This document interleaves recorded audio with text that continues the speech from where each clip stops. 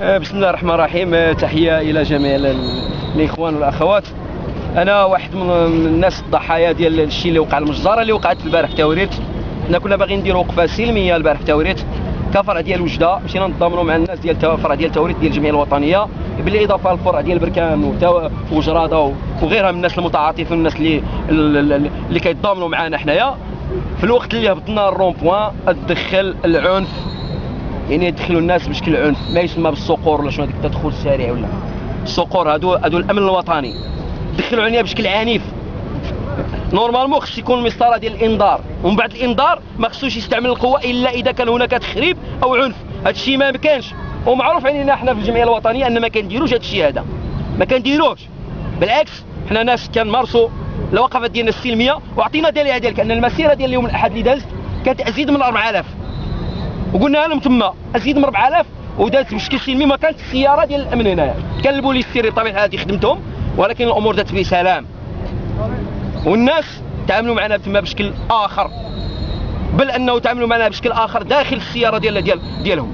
السياره ديال الامن تعاملوا معنا بشكل عنيف وبالفاظ لا اخلاقيه، وقال لي هذا الشيء في كلام بحق البنات اللي مشاو معنا. 20 بنت اللي مشات معنا، اكثر من 10 ديال البنات كلهم متزوجات عندهم وليدات ديالهم، وكيقول لي واش انت جبت العاهرات الساقطات من وجده؟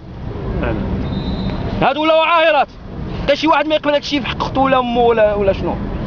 وقالوا لنا هاد الناس هذا كيتسمى امن وطني، هذا ننتظر منه انه يحمي لي الامن ديالو ويحمي الامن ديال المواطنين. انا مع الاسف هذا الشيء غير مقبول وما نسمحوش به وما طولش.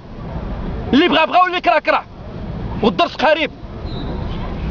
بعد ذلك قال لي غادي نطيب امك بهذا اللفظ هذا، سمعوا لي هذه الهضره، نطيب امك في الكوميساريه. ودخلونا الكوميساريه وفعلا طيبوني في هذه الجهه، هذه الرجال هذه في سبيل الله نحتسبوا الله عز وجل، راه زرقاء من هذه الجهه هذه.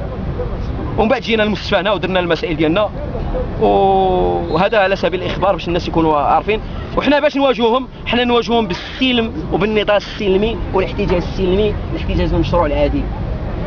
ما ننتظروش منا حوايج اخرى، لان كما قلت له تما الناس ديال الامن قلنا حنا ما مربيينش على هذاك الشيء، هذاك الشيء اللي كيتر الاخر ما مربيينش عليه. حنا مربيين على اننا كنطالبوا بحقنا بشكل سلمي، ولكن بموقف ديال القوه، ماشي موقف ديال ضعف ولا شي حاجه. وهذا الشيء راه ما كيقدش من العزيمه ديالنا وما يقدش من الصمود ديالنا. حنا زايدين ومستمرين في المطالب ديالنا المشروعه. من حقنا، هذه بلادنا حنا كمواطنين، وهذه بلادنا هذه، حتى شي واحد ما يمنعنا منها ولا نتمتعوا بالحقوق ديالنا. هذه بلادنا واي مواطن من حقه يعيش، اي مواطن من حقه يعيش. حنايا من المواطنين، حنا كجمعيه وطنيه رغم اننا كنشكلوا اقليه، ولكن راه حنا كنوبوا على شعب. كما قلت له انت عندك اختك وعندك بنتك وعندك هذا، قال لك واه اكيد يوم اللي اكيد علاش كتمارسوا معنا هذا الاخر. قلت له فينا هي طي صفحه الماضي والنفوذ ديال السلطه، والخطاب الرسمي على اولويه التشغيل، فين هذه المسائل هذه؟ فين راه؟ ما كايناش. قال عصا. قلت له هي ظاهر ديال الظاهر ديال 1935 ديال كل ما من شأنه ان يهدد الامن كذا ان ينتخذوا بحقه، وهذا ماشي صحيح وماشي المعالجه الامنيه. كما قلت لهم بلان المعالجه الامنيه ماشي هي حل، بل هي ضدكم وراه كتسجل ضدكم، والتاريخ اسود.